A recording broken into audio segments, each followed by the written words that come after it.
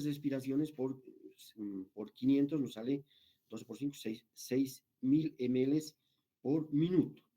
La cantidad, volumen minutos respiratorio, es la cantidad de aire que se moviliza en un minuto. ¿Se acuerdan del volumen minuto cardíaco? El volumen minuto cardíaco o gasto cardíaco era la cantidad de sangre que bombea el corazón en un minuto. En el caso del pulmón, el volumen minuto respiratorio es la cantidad de aire que se moviliza por minuto. Eso equivale a 6.000 ml por minuto o 6 litros por minuto. Que también le sale en el ventilador, le sale la fracción de inspiración del oxígeno. Esta fracción es la que se maneja con fines terapéuticos. Ustedes saben, anótense, FiO2 es de 0,2, es lo normal.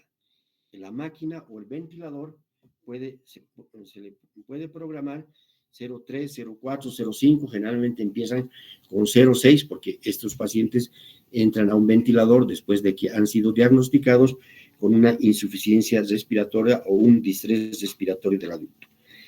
Un parámetro que también manejan, pero esto ya es de dominio solamente dentro del área de terapia intensiva, es la PIP. P, E mayúscula, P mayúscula, E mayúscula, E mayúscula, P mayúscula, PIP. Presión positiva al final de la expiración. ¿Esto con qué fin? Con el fin de distender el alveolo, ¿no? Distender y reclutar nuevos alveolos que estaban colapsados por la enfermedad, por el distrés respiratorio del adulto. Anoten así, SDRA, síndrome de distrés respiratorio del adulto. Entonces, edema, también denominado edema pulmonar no cardiogénico, es decir, que depende siempre del pulmón, como en el caso del COVID, donde la inflamación está entre el alveolo y el capilar. Ahí están los receptores EK2, ¿de acuerdo? Entonces, este síndrome es la causa más importante, la causa principal por el que el paciente es sometido a un ventilador. Repito, acá estamos haciendo un ejercicio básico, fíjense, de ver cuánto es la ventilación. En el primer caso, con 0, este paciente debe ir a ventilador. El segundo caso es normal y el tercer caso, fíjense, con una frecuencia, pero este paciente está con un volumen consciente de 1.000, o sea, del doble, por ahí es una persona que pesa 80 kilos, etcétera, entonces se adecua y tenemos una ventilación alveolar de 5.000, ¿ya? No se olviden que la ventilación alveolar, ¿no?, que es normal, es de 4.2 litros o 4.200 ml por minuto, dividido entre el flujo de sangre que viene, o gasto cardíaco que viene del ventrículo derecho, es lo que se denomina la relación ventilación-perfusión. Anoten R igual a B sobre Q, relación ventilación-perfusión.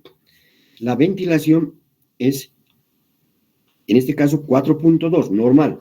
Y el flujo, ¿cuánto es? El gasto cardíaco es 5. 4 dividido entre 5 es 0,8. ¿De acuerdo? Ese 0,8 ya lo hemos visto en la clase. Esa es la relación ventilación-perfusión, que es un dato importantísimo. Hablemos de difusión alveolo-capilar o de hipoxia. Bien, vamos a presentar el primer ejercicio. Una persona respira a una frecuencia de 10 respiraciones por minuto, su volumen consciente es de 500. ¿Cuál es su volumen minutos respiratorio? Ahí está, volumen minutos respiratorio es igual a frecuencia respiratoria por volumen consciente. 10 por 500, 500 ml por minuto, o 0,5 litros por minuto. Este dato de 500 ml por minuto siempre les va a comer. Pero repito, este volumen consciente se debe calcular. No es lo mismo un chiquito que pesa 20 kilos, a quien si le dan este volumen consciente en un flujómetro, le van a producir a partir de un flujómetro, quiere decir que del oxígeno, ustedes, el momento de hacer la reanimación en algún momento van a enfrentarse, cuando estén en clínicas, en internado, a un chiquito de 20 kilos, 30 kilos, y van a tener que regular el flujo de oxígeno. Ahí dice 1 litro, 2 litros, 3 litros. Entonces, aquí está, aquí hay un error. Esto es 5.000 ml por minuto. Volumen minuto respiratorio, jóvenes, aquí está, fíjense. Esto es 5.000 ml por minuto. Corrijan, por favor. 10 por 500 ml es 5.000 ml por minuto o 5 litros por minuto. Volumen minuto respiratorio. 5.000 ml o 5 litros por minuto. Por eso les decía, en algunas personas, en algunos chicos, si tienen que hacer las de animación con el ambú o con una mascarilla o con una bolsa de reinhalación, entonces en el flujómetro tienen que dar a partir de 5.000. Si es una persona que es joven, de 60, 70 kilos, 60 kilos, también. Pero si es un chiquito, tienen que bajar de acuerdo a su peso. El chiquito puede pesar 20 kilos, 2 por 6, 12. 10, si quiero dar 15 por 2 sería 32. 3.200, entonces lo doy 3 litros al chiquito. No es lo mismo ventilar a una persona que pesa, por ejemplo, 100 kilos, uno de la NBA, ¿no? Ya en el caso del paciente en ventilador, esto se calcula evidentemente por kilo peso y por su peso ideal. Si es obeso, no se le da los 100 kilos que tiene el obeso, sino se calcula por su peso ideal. Acá, en el segundo, pues, si su espacio muerto es de 350, ¿cuál es su volumen minuto alveolar? Lo que habíamos dicho. Entonces, 10 por 500 menos 150, 3.500 ml por minuto. Volumen minuto alveolar. Importante tener, porque este es el volumen efectivo que realiza el intercambio gaseoso. Ahora dice, si aumenta la frecuencia respiratoria a 15 respiraciones por minuto, pero mantiene su volumen corriente en 500 ml, ¿cuáles serán su volumen minuto respiratorio y el volumen minuto alveolar? El mismo ejercicio, volumen 15 por 500, 7.500 ml por minuto, o 7 litros y medio por minuto. Volumen minuto respiratorio. Volumen minuto alveolar, nuevamente, 15 por 500 menos 150. Repito, esto debe ser calculado por 6 hasta 8 máximo ml, ¿no? Antiguamente en las salas de terapia, en las salas de quirófano, se calculaba con hasta 12, inclusive 15 ml por minuto, de 12 a 15, y producíamos, o se producía barotrauma o volutrauma. Y muchos pacientes iban con lesión pulmonar a terapia intensiva. En terapia intensiva se seguía manejando esos valores y se mantenía la lesión. Bueno, pues acá dice, si aumenta su volumen corriente a 750 ml, pero se mantiene su frecuencia en 10, ahí está, volumen minuto alveolar, y tenemos el ejercicio. 600, aquí dice 6.000, tiene que decir 6.000 ml por minuto, 6 litros. Aquí también un cero nos hemos comido. Ya. Una persona de sexo femenino con signos de ansiedad. Fíjense, imagínense a la persona con signos de ansiedad, disnea, sensación de falta de aire, dolor torácico y con una frecuencia respiratoria de 30 por minuto. Volumen corriente de 600. Esto se puede medir entonces con el espirómetro, quiere decir que está con respiraciones profundas, ¿no? ¿Ya? Y si está con respiraciones profundas, entonces su espacio va en mucha frecuencia, su espacio muerto anatómico ha sido calculado en 200 ml. El laboratorio reporta un pH de 7.47, una ligera alcalosis. Este dato es tratado de un nivel, obviamente, en donde la presión es a nivel del mar. Pero podríamos hacer, hemos hecho en la clase, con una presión de 500 milímetros de mercurio. Pero acá te falta 760 milímetros de mercurio de presión. Porque para hacer los cálculos, eso es importante, ¿no? ¿Por qué? Porque para 760 milímetros de mercurio, donde la presión arterial de oxígeno es 95, miren, en este caso nos reporta que al hacerle un laboratorio, una gasometría, nos da 60 milímetros de mercurio. Una saturación de oxígeno con la hemoglobina de 90%. Habíamos indicado que a nivel del mar, esta saturación por la curva de disociación de la hemoglobina corresponde a nivel del mar, normal es 97. Normal es 97. Y la presión arterial de CO2 a nivel del mar es 40, pero nos reporta 30 milímetros de mercurio en este ejemplo. Calcular el volumen minuto alveolar, otra vez, ¿no? Y aquí calcular el CO2 eliminado. CO2 eliminado. En la primera clase habíamos visto que el CO2 que se elimina por los pulmones como una respuesta al trabajo de los tejidos es de 200 ml por minuto. 200 ml por minuto. Y el consumo de oxígeno es de 250 ml por minuto. Por favor, todos los datos que estoy dictando, anótense en una hojita porque voy a preguntar en el examen. Siempre pregunto ejercicios porque son los que determinan la conducta y el posterior, primero el diagnóstico y la posterior conducta del paciente para hacer la oxigenoterapia previamente al diagnóstico, ¿no? Entonces, dice acá, calcular el volumen minuto alveolar. Ahí está, tenemos el volumen minuto 30 por 600 menos 200 y tenemos 12.000 o 12.4 litros por minuto. 12.4 litros por minuto o 12.000 ml por minuto. Ya está calculado la ventilación alveolar. Ahora existe una fórmula para calcular, que relaciona el consumo, o mejor dicho, la eliminación de CO2, porque aquí nos pide calcular cuánto de CO2 está eliminando. Si es una persona que está en un problema respiratorio, está hiperventilando, con seguridad va a eliminar mucho CO2, porque está Entonces aplicamos la fórmula, tenemos que eliminación de CO2 por una constante de corrección, que es esta. Constante de corrección es igual a 0.863 milímetros de mercurio por litro por minuto. Es igual a la ventilación alveolar por la presión arterial de CO2.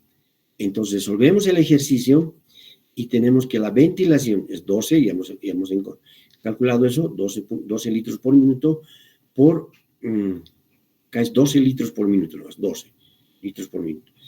12 litros por 30 milímetros de mercurio. Eso nos da 360 ml por minuto de consumo, mejor dicho, de eliminación de CO2. ¿Se dan cuenta? ¿Está? Eliminación de CO2, 360. Pero hay que multiplicar, se debe multiplicar por un factor de corrección que es este. 0.863 milímetros de mercurio por litro por minuto. Todas estas unidades se van a anular con estas unidades. ¿Se dan cuenta? Con estas unidades.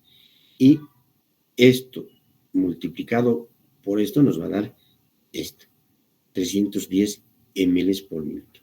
Lo que quiere decir que el CO2 eliminado es 310 ml por minuto. En condiciones normales, habíamos dicho, cuando una persona no tiene ningún problema, la eliminación es de 200 ml por minuto. Repito, y el consumo de oxígeno por los tejidos es 250 ml por minuto. La eliminación de CO2 normalmente es de 2. En este caso, la persona o el paciente está eliminando mayor CO2 porque hay un estado hipermetabólico. Hipermetabólico, producto de la alteración del volumen, está ventilando, hiperventilando, está con una disminución de la presión arterial de CO2, de oxígeno. En el caso del nivel del mar, esto es una alcalosis, ¿no es cierto? Por eso se traduce con un pH de 7.47, ¿ya? Bien, se debe calcular o piden calcular el gradiente alveolo arterial, es decir, la diferencia alveolo arterial. Entonces, para eso aplico la fórmula que ya conocen ustedes, presión alveolar de oxígeno, aquí es A mayúscula, ¿ya? Presión alveolar de oxígeno, anoten por favor, presión alveolar de oxígeno, A mayúscula, presión alveolar de oxígeno es igual a la presión de inspiración menos la presión arterial de CO2, esto, aquí falta un paréntesis, y por 1.2 o sobre 0.8, ¿no? Este es un factor de corrección que ha sido simplificado, es una fórmula un poquito larga, pero al final sale 1.2 o 1.25 en algunos textos, pero no nos hacemos, en este caso no nos hacemos problemas por una cifra así. Bueno, entonces calculamos la presión de inspiración del oxígeno y decimos, a nivel del mar, ¿cómo se calcula? 760 menos 47, que es la presión del vapor de agua. ¿Se acuerdan en el ejercicio de la segunda clase? Hemos hecho en forma indirecta, hemos calculado con símbolos. Aquí hacemos en forma directa y decimos por 0.21, ¿ya? Y eso nos va a dar 149 milímetros de mercurio. Este dato ya lo conocen, 149, en algunos redondean, es la presión en el aire traqueal húmedo, 149. Y para saber la presión a nivel del alveolo, ¿no? La presión alveolar de oxígeno, repito, acá van a corregir, esto es presión, importantes son las abreviaciones, porque esta presión, aquí tiene que ser presión alveolar de oxígeno con A mayúscula, ¿no? Con A mayúscula, entonces esto está bien. Ahora, habíamos dicho, resolviendo 760 menos 47 por 0.21, obtenemos 149, menos este dato, 36 por 1.2 nos da 30 por 1.2 nos da 36. 149 menos 36 es 113 milímetros de mercurio. Ustedes, por favor, dibújense un alveolito. Ustedes saben que hay ¿cuántos millones de alveolos? 300 millones de alveolos en los pulmones, en ambos pulmones. 300 millones de alveolos. En cada alveolo se está produciendo esta reacción física, ¿no? Y por cada alveolo, saco alveolar, está rodeado por 200.000 millones de capilares. Imagínense eso, hagan una idea, dibújense un alveolo y 200.000 millones de capilares. Entonces, en el esquema que está en todos los textos, en todos los libros, dibujen un alveolo con su capilar y a ese capilar está llegando sangre desde el ventrículo derecho a través de la arteria pulmonar, arteriola y el capilar pulmonar. Y pasa a la aurícula derecha, ya la sangre oxigenada, y de la aurícula derecha a través de la válvula, estoy dibujando yo, a través de la válvula mitral al ventrículo izquierdo. Así háganse su esquemita siempre, siempre, siempre. Entonces, ya tengo que en el alveolo tengo una presión de 113. ¿Producto de qué? Lo normal a nivel del mar, habíamos visto, a nivel del mar, ¿cuánto es? 102 o 103 o 101, dependiendo qué valor se le da, porque ese cálculo ya lo hemos hecho varias veces, ¿de acuerdo? Entonces, en este caso, en el alveolo hay 113 milímetros de mercurio de presión alveolar de oxígeno. Ahora, nos pide el gradiente alveolar arterial. Es fácil, gradiente quiere decir diferencia. Entonces, es esto, presión alveolar de oxígeno menos presión arterial de oxígeno. Y dice 113 menos 60 igual 53. Entonces, en condiciones normales, los textos recomiendan o establecen que no debe ser la diferencia alveolar arterial mayor a 15, dicen algunos, otros 20, 20, porque es un gradiente, entonces se hace un número adimensional. Ese es el gradiente. Repito, el gradiente y en el texto que he extractado, pregunta si esa persona tiene hipoxemia. Tiene hipoxemia porque su gradiente es de 53. Lo normal es de 15 a 20 milímetros de mercurio, porque esto es milímetros de mercurio, este es milímetros de mercurio y esto también es milímetros de mercurio, ¿no es cierto? Entonces, el gradiente. Muchas veces, cuando este paciente va a ser, algunos pacientes que son sometidos a ventilación mecánica, este valor va a incrementarse grandemente, como hemos visto en los ejercicios de la clase 2, ¿no? Grandemente, y aumenta la presión. Y si aumenta la presión alveolar de oxígeno, tiene que aumentar la presión arterial de oxígeno, esta presión arterial de oxígeno. Para nosotros esta presión arterial de oxígeno, jóvenes, ¿se acuerdan? Es 60 milímetros de mercurio, es normal porque tenemos una presión barométrica de 500 milímetros de mercurio. Haciendo este mismo cálculo de presión alveolar de oxígeno, vamos a obtener, con 500 vamos a obtener 60 milímetros de mercurio, ¿no? Entonces, de acuerdo a la curva de disociación de la hemoglobina, 60 milímetros de mercurio corresponden a una saturación de 93. Eso habíamos visto cuando hacíamos las clases presenciales. Traía el oxímetro y medíamos en todo el auditorio, en todos los estudiantes, que no eran muchos, 60, 70 asistían, ahora asisten muy pocos, pero medíamos entre un promedio de 90 y 93. Entonces, esa es nuestra saturación para el medio donde nos encontramos. Bien, entonces, ahora, acá tenemos otro ejercicio. Una persona con una presión arterial de CO2, arterial. En la gasometría, nosotros vamos a encontrar, cuando pidan gasometría, significa tomar una muestra de sangre arterial en la arteria radial, ¿no? Con una jeringa empapada de parina, y eso se manda al laboratorio y en breves minutos nos reportan la gasometría. En la gasometría generalmente nos reportan la presión arterial de oxígeno, la presión arterial de CO2, lo más importante, el pH, la saturación y el déficit de bases, ¿no? Para ver si estamos en un estado, si el paciente está en un estado de acidosis o de alcalosis, en qué tipo de alcalosis o qué tipo de acidosis metabólica o respiratoria. No son datos importantes que en fisiopatología los van a ver con demasía. En este ejercicio, estos ejercicios son para practicar lo básico, ¿de acuerdo?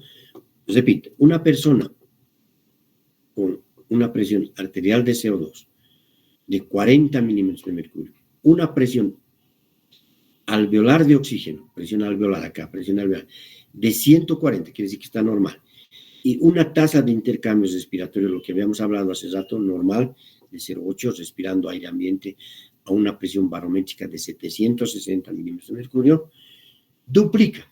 Dice, esto es con fines de ejemplo, ¿no? Para decirles algo que les voy a decir que es importante, para explicarles algo que es importante duplica la ventilación alveolar.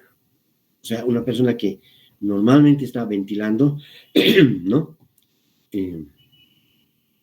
Y duplica la ventilación alveolar. ¿Cuáles serán las nuevas cifras de presión arterial de CO2 y presión alveolar de oxígeno?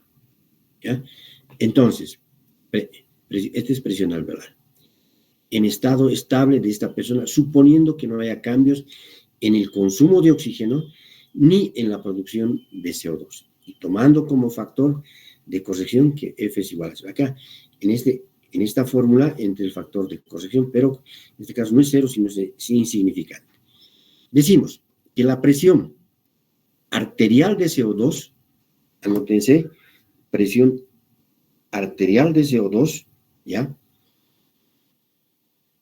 Es directamente proporcional al consumo, mejor dicho, a la eliminación de CO2 sobre la ventilación alveolar. Sobre la ventilación alveolar. Aquí está, sobre la ventilación alveolar. Repito, la presión arterial de CO2. Esto es importante, presión arterial de CO2. ¿Se acuerdan que en la primera clase, los que han entrado a la primera clase, hemos dicho que el valor normal de CO2, de presión arterial de CO2, es en la altura es 30, porque hiperventilamos 30 milímetros de mercurio, y a nivel del mar es 12, pero cuando una persona retiene CO2, hace lo que se llama la hipercapnia, ¿no? Y la hipercapnia, hemos dicho, es deleterio para el organismo porque llega a producir edema cerebral. Habíamos dicho también, recordando, la pre-CO2, cuando una persona, la presión arterial de CO2, cuando una persona se recupera de una parada cardíaca, y dependiendo del tiempo que está en parada cardíaca, va a producirse el daño cerebral. ¿Se acuerdan? Habíamos dicho que por cada minuto de parada cardíaca, o sea, apnea o anoxia, donde no le entra oxígeno, si es paciente alegado, digamos así, 10 minutos ha hecho el paro cardíaco, llega a emergencia y con un masaje inmediatamente recupera. Entonces, si ha estado 10 minutos, entonces decimos 10, y hemos dado un dato que es 6 milímetros de mercurio. Por cada minuto aumenta en 6 milímetros de mercurio la presión arterial de CO2. Entonces, si esa persona, después de 10 minutos, ha recuperado, entonces decimos 10 por 6, 60, más su basal que tiene en la altura de 30, entonces sería 60 más 30, 90. 90 milímetros de mercurio de presión arterial de CO2. Eso es hipercapnia, ¿ya? Eso es hipercapnia, 90 milímetros de mercurio. Eso es hipercapnia, y la hipercapnia va a producir lo que habíamos hablado en principio en la primera clase, va a producir edema cerebral, coma, ¿no? Y posteriormente muerte, si no se actúa, entonces este paciente tiene que ir, después de una parada cardíaca, a un ventilador para hacer la protección cerebral respectiva. En este ejemplo, ¿por qué hablo tanto de PCO2? Porque este es nuestro mayor enemigo, ¿no? Al igual que la hipoxemia, la presión arterial de CO2 es nuestro mayor, no solamente en el ambiente de quirófano, sino en el ambiente también en todo lado, pero donde se maneja es en el ambiente de quirófano, de sala de recuperación, en terapia intensiva. Bueno, para practicar aquí decimos que, bueno, para aplicar los conceptos que ya tenemos, decimos que presión arterial de CO2 es directamente proporcional aquí hay un factor de corrección, pero ese factor es insignificante, que no lo vamos a tomar en cuenta, dice el ejercicio, es directamente al consumo, mejor dicho, a la eliminación de CO2 sobre la ventilación alveolar. Si la ventilación alveolar se duplica, entonces la presión arterial se reduce a la mitad. Ahí está. Entonces, si la presión alveolar, si esta es su presión arterial de CO2, pero esto se ha duplicado encima de lo normal habíamos dicho que es 4, ¿no es cierto? 4 litros por minuto de ventilación alveolar. Entonces, si por alguna razón, por un ejercicio, etcétera, se duplica por un ejercicio ventilatorio a 8, obvio, por esta ecuación de presión arterial de CO2, que es directamente proporcional a la eliminación de CO2 por la ventilación, entonces la presión arterial de CO2 va a disminuir. Entonces, cuando uno hiperventila, imagínense en esas personas que tienen un problema nervioso, lo que se llama el HI, ¿no? Personas jóvenes empiezan a hiperventilar. Si les tomamos la presión, la gasometría, vamos a obtener que esa presión arterial de CO2 está disminuida, lo que significa una alcalosis, y esa alcalosis conlleva al desequilibrio electrolítico, una hipocalcemia, y va a tener una contracción muscular, etcétera, que ustedes van a ver posteriormente cómo se manifiesta.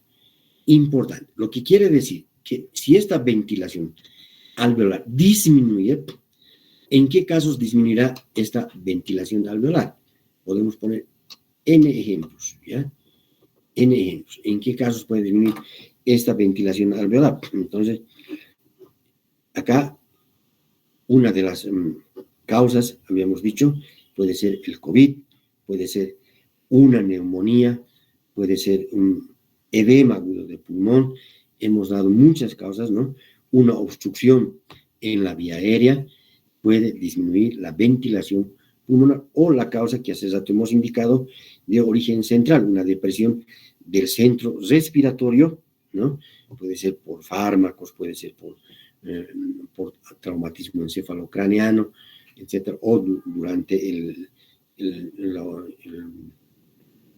procedimiento quirúrgico, digamos, un mal control y no se ha detectado que está con depresión del centro respiratorio. Entonces, ¿qué pasa? Hipoventila. Entonces, cuando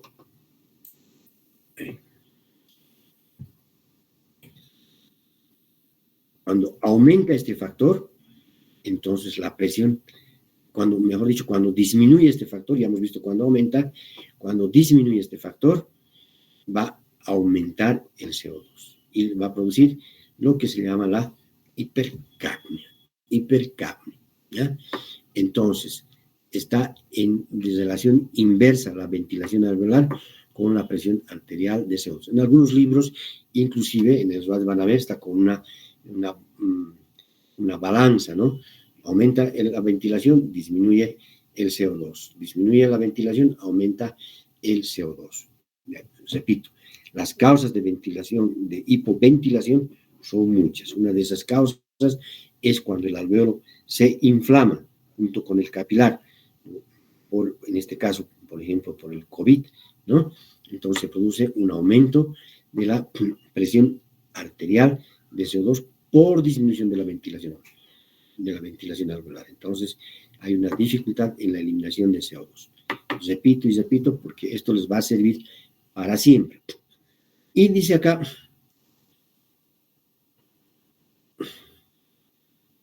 ¿cuáles serán las cifras de presión arterial y presión alveolar de oxígeno? Entonces aplicamos la presión en la fórmula de la presión alveolar, lo mismo, repetimos, 760 menos 47 por 0.21 y menos 20 milímetros de mercurio sobre ese factor que dice es respiratorio 0,8, ¿no? 0,8 o por 1.2, viene a ser lo mismo, nos da 149 menos 25 igual 124 milímetros de mercurio de presión alveolar de oxígeno, presión alveolar. Ahora, ¿qué pasaría si nosotros este dato de 760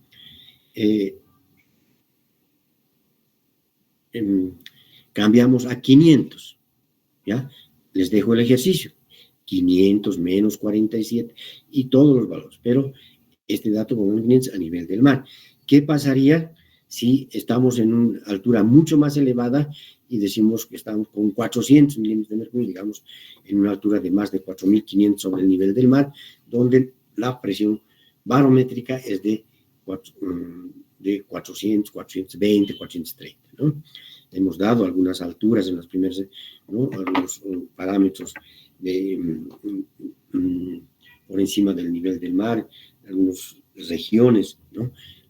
Algunas altitudes con sus respectivos presiones que han sido reportadas por el IVA, ¿no? Bien, jóvenes, ¿alguna pregunta hasta acá? Jóvenes, ¿me escuchan? Sí, doctor. Sí, doctor. Doctor, sí, yo tenía una duda. La presión arterial del CO2 a nivel de la costa o a nivel del mar, ¿cuánto era? Ya, lo normal van a encontrar, por eso casi todos estos son los textos, bueno, no tienen mucha literatura, aparte de la literatura del doctor Octavio Aparicio, ¿no?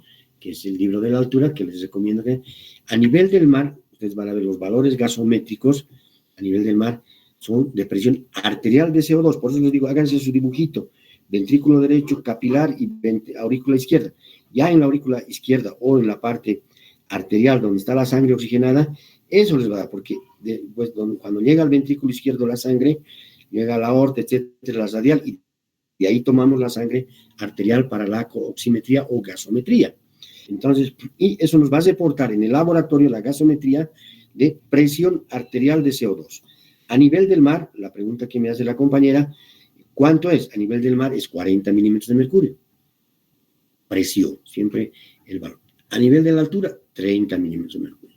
Si a nosotros nos reporta el laboratorio, si, por ejemplo, si yo estoy en quirófano y sospecho que está pasando algo malo, y pido gasometría y me reporta 40, 45, ya tengo que pensar que está reteniendo CO2, tengo que investigar qué está pasando en el país. Con seguridad eso va a repercutir sobre su pH, ¿no? Entonces disminuye el pH, acidosis, etcétera, que posteriormente vamos a explicar. ¿Alguna otra pregunta? ¿Está satisfecha la pregunta? No sí, doctor, muchas gracias. En el lado arterial tienen que tener los parámetros presentes, aunque les reporta, ¿no? Parámetros normales, etc. Presión arterial de oxígeno, igual, a nivel del mar, 95 milímetros de mercurio. Presión arterial de CO2, 40 milímetros. pH, 7.4, valores normales, ¿no? Bicarbonato, 24, ¿no? 24 mil equivalente. Saturación de oxígeno con amonio, 97. Todo esto a nivel del mar. En la altura ya tenemos valores, están dados por el IVA, y además ya se les ha dado en la clase, ¿no es cierto? En la clase se les ha dado los valores en la altura y también pueden obtenerlo en forma. Pues solo para no coger por falta de tiempo, porque cuando hacíamos clases presenciales, entonces dábamos ejercicios en la altura, inclusive en el Everest, a 8.000 metros sobre el nivel del mar, y jugábamos con muchos valores, ¿no? ¿Alguna pregunta más, jóvenes? ¿Alguna pregunta, jóvenes?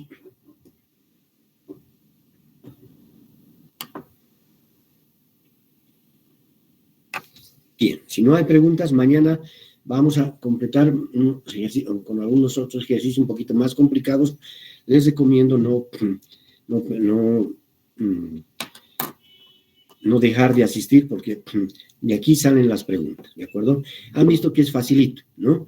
Aplicar la fórmula y en menos, si van a tener dato la máquina, en menos de 10 segundos van a resolver siempre que apliquen la fórmula e interpreten la pregunta. Miren, aquí disminución de la ventilación alveolar,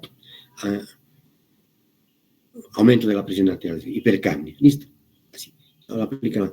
Por eso doy las clases y de las clases salen las preguntas, que generalmente no se encuentran en los textos, pero sí la base, o sea, el concepto está en los textos y de ahí con eso pueden resolver. Pero qué mejor que el que les va a preguntar en el examen les explique, ¿no? Bueno, jóvenes, si no hay preguntas, lo vamos a dejar ahí. No me gusta perjudicarles porque a partir de las 9 tienen otras actividades. Doctor. Sí. Doctor, buenos días. Disculpe, hay una compañera que ha escrito al chat, tiene una duda donde dice: buenos días, doctor. Disculpe, ¿la presión parcial del oxígeno intracelular también cambia con la altura? En la cascada del oxígeno, habíamos indicado que lo que nos interesa es la presión. Vamos a ver eso con un ejercicio, ¿no? La presión intracelular. Como es cascada, cuando hay una disminución de la presión arterial de oxígeno, vamos a ver en los otros ejercicios de mañana, obviamente en cascada va a disminuir hasta la presión. Lo que habíamos dicho, ¿no? En la primera clase. ¿Qué hace el oxígeno a nivel celular? ¿Qué hace el oxígeno? Va a producir la glucólisis aeróbica, ¿no es cierto? Hasta la mitocondria llega con 2 milímetros de mercurio, pero si no hay oxígeno y una persona está con hipoxia, digamos, en nuestro caso, su presión arterial está en 37, está saturando con... Ustedes van a ver cuando tiene COVID, ¿no? Por eso, cuando alguna persona me consulta, lo primero que le digo, cómprese un oxímetro, que ahora ahí está en 100 pesos. No interesa el tamaño, no interesa nada, interesa la interpretación. Si una persona tiene una saturación, fíjense, de 70, en la curva de disociación de la hemoglobina, ¿a cuánto estará esa presión arterial de oxígeno? Para empezar, esa curva se desvía a la derecha, trata de luchar el organismo para deshacerse del oxígeno y darle al tejido, pero su presión arterial estará aproximadamente en 30 o 40 milímetros de mercurio. Eso es hipoxemia. Y si la presión arterial de oxígeno está, lo primero que va a hacer va a estimular al centro respiratorio, lo que habíamos dicho en el ejercicio, con presión arterial, con menor presión. Entonces el cerebro se anoticia, la corteza cerebral, el centro respiratorio, y trata de obtener oxígeno. Hay la disnea, ¿no es cierto? Y obviamente, si estamos en anoxia, va bajando el oxígeno, baja, y la célula, que habíamos dicho, se nutre de oxígeno para la glucólisis aeróbica. ¿Y qué hace la glucólisis aeróbica? Genera ATP. Y si no hay ATP, no hay maquinaria metabólica. Ya hemos visto en las primeras clases que el ATP es el que mueve las bombas de sodio, potasio, calcio, etcétera, ¿no es cierto? Por eso es el oxígeno importante.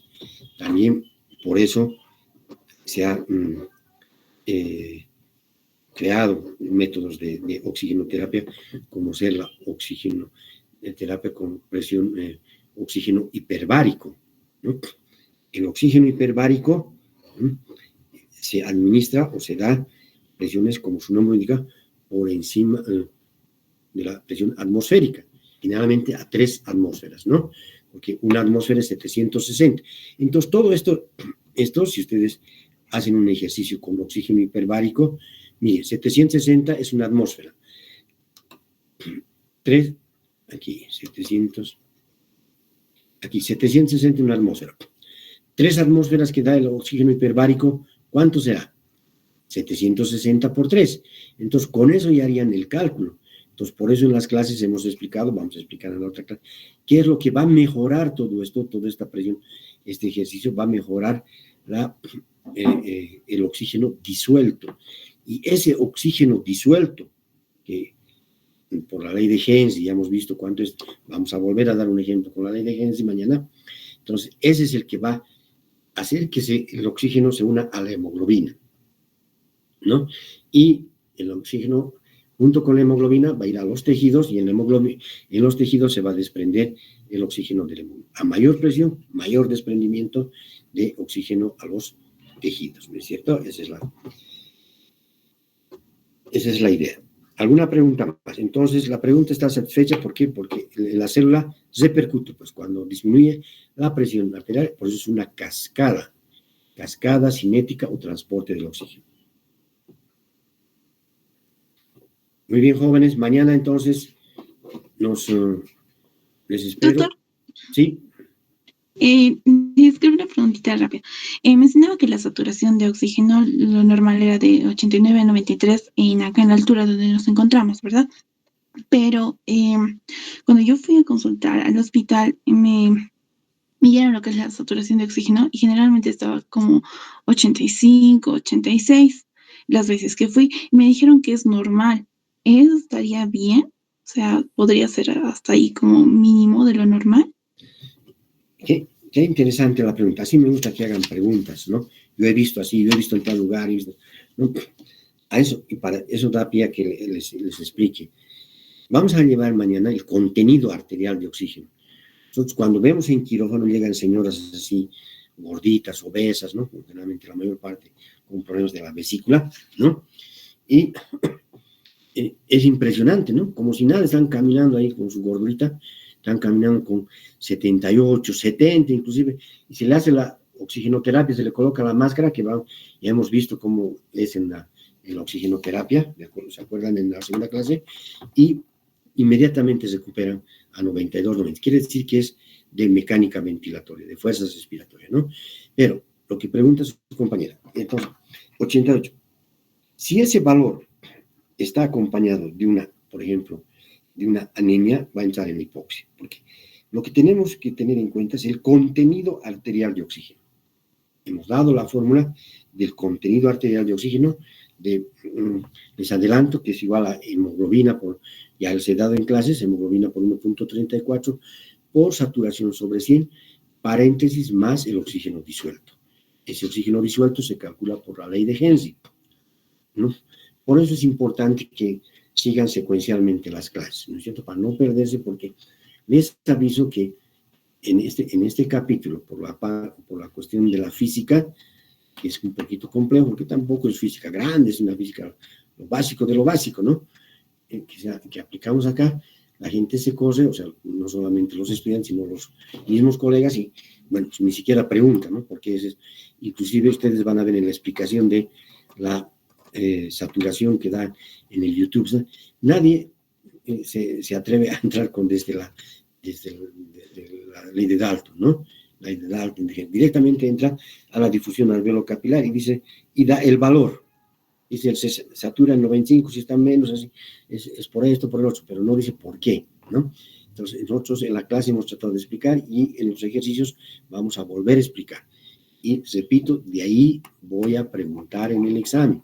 La mayor parte, ¿por qué he hecho esto? Porque cuando hacíamos las clases presenciales y tomábamos el examen presencial, y antes de que exista el escáner para corregir la cartilla, me fijaba y con una pena grande veía que cuando veían los ejercicios todos saltaban. Las 10 preguntas que yo daba, las 10 saltaban.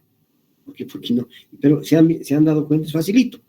Aplicarlas son listas. Pero sin embargo me fijaba y saltaba. En cambio, los que asistían a clases, las 10 las tenían ganadas. Y tenían buena nota, ¿no? Entonces las 10 o 15 preguntas que se hacían, las tenían ganadas. En cambio, los que no asistían, se saltaban porque por no hacer un ejercicio, porque obviamente no le entendían o no querían entenderle, listo.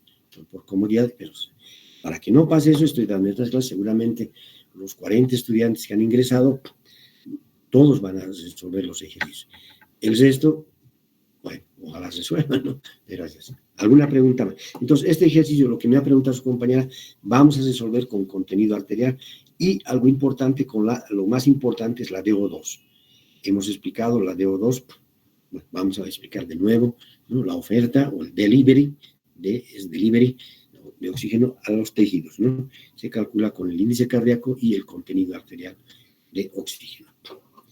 Bien, jóvenes, por ser la hora, mañana, por estar en hora, 9 de la mañana, ¿qué hora es? ¿Sí? Mañana nos vemos, ¿ya? Hasta luego, jóvenes. Muchas gracias, doctor, por los ejercicios. Hasta mañana. Los espero mañana, hasta mañana. Muchas gracias. Gracias, doctor. Hasta mañana. Hasta luego, doctor. Hasta luego, les espero mañana, ¿ya? Por favor.